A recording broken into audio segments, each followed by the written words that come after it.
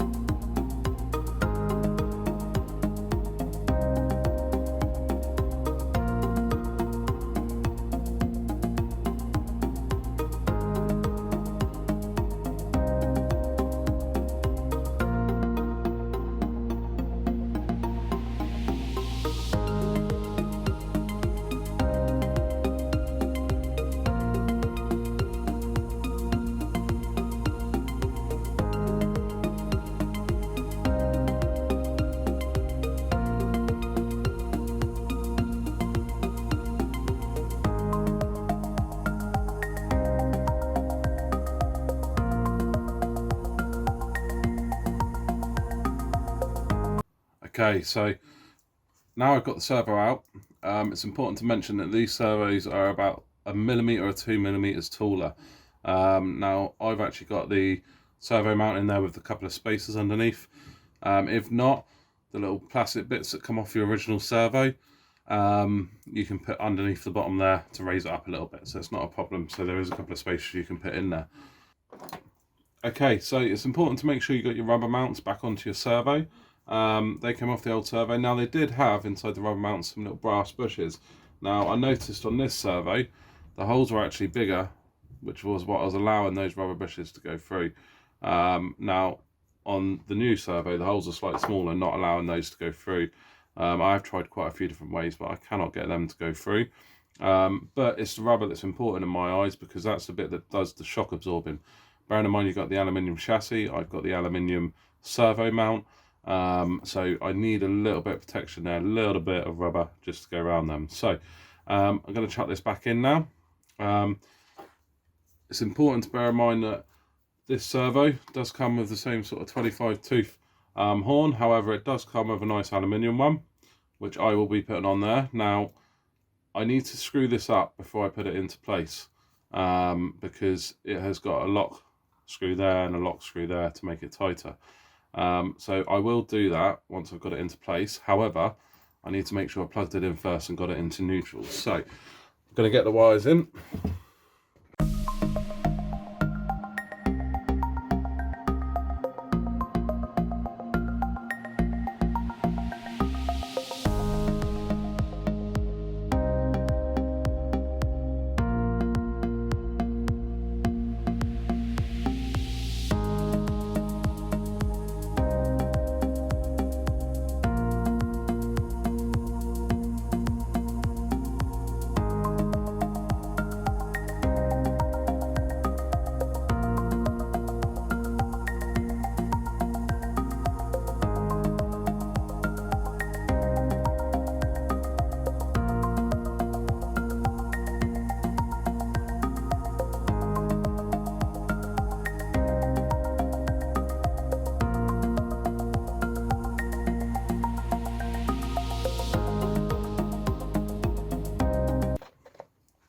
Okay, so now I've got everything plugged in.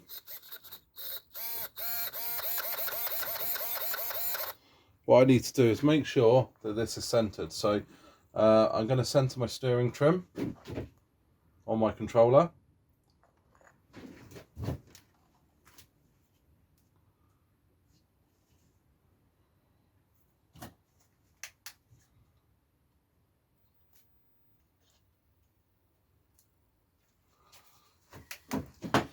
Okay, so now my controller's centered, this is centered. So what I need to do, the position for this is straight down the servo. Now, as with any servo, you've got 25 teeth on there. One's going to be past it, and the other one's going to be past it, but you want to get your one that's closest to it. So my closest one to it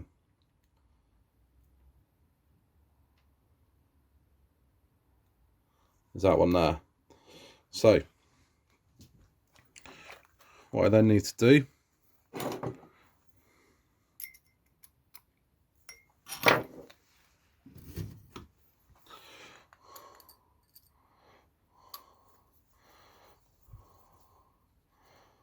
tighten these lock screws.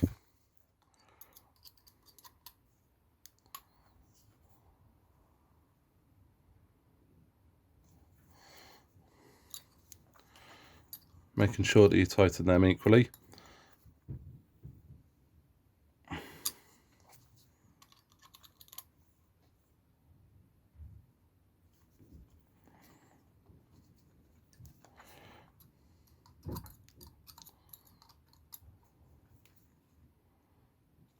Okay, so I know that's obviously not dead center.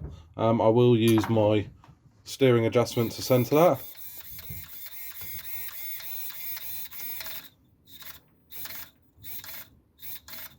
So I can then just get my steering adjustment to very, very slowly center that. However, I will need to do that really when everything's back up and running and I'm going forward. So what I'm going to do now is I'm going to get this back into place, screwed up tight, and then I'm going to finish off the wires and make sure everything gets down nice and tight. Okay, so what I've actually done is found the space I had off the original one. I'm going to put them underneath there to raise this off the chassis a little bit. Just poke those screws through, will just help it hold in place. Okay, so we've got all the electrics back together. Now I had to take that off because when that's on there, there's no space for this arm underneath, which means the arm has to sit on top, which actually means then it's too high. So I've gone back to the original one, done exactly the same, set it up on neutral. Make sure you Loctite this in. I always like to Loctite these in.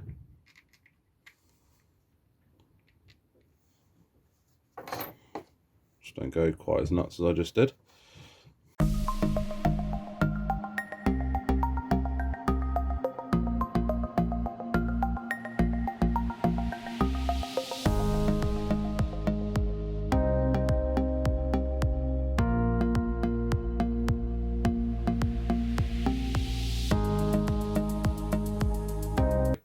So it's all back on. I'm not going to lie, the worst part of this was the electrics and getting it all back into the receiver and getting the receiver on. I absolutely hate that job. So now what I'm going to do is I quickly did a video of the speed of the old one. So I'll quickly show you that. Okay, so just as a bit of comparative, before I stripped it down, I've done a speed check. So that's obviously no load, no wheels on or anything like that with the servo. And that's it turning full speed side to side.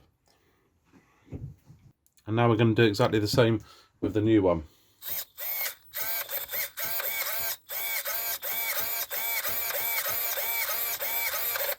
Okay, so as we know, one of the things the Kraton's known for is not really even being able to steer when it's on the floor. So now you can see with that 25 kilogram servo underneath the weight of the car. Now I haven't done any modifications to my servo saver yet, and I do want to tighten that up because there was a little bit of lost play through there. But from before, when it couldn't turn its wheels when it was on the floor, so now being able to turn them, a much greater improvement. So not only is it 25 kilogram, it also is a little bit quicker as well. So going to go out tomorrow, give this a bit of a try. But as I said, these servos are £11. The feedback from everyone online is amazing. There's a link in the description. Go and check out the link. It's got all the details on it. People are saying these are actually outlasting all the HD ones and stuff like that. So really worth going along and having a little check of these, because for the money, they sound like they're amazing. But I will come back to you and let you know how they go as well. So that's it from Bournemouth RC tonight. I hope that helped. Thank you very much.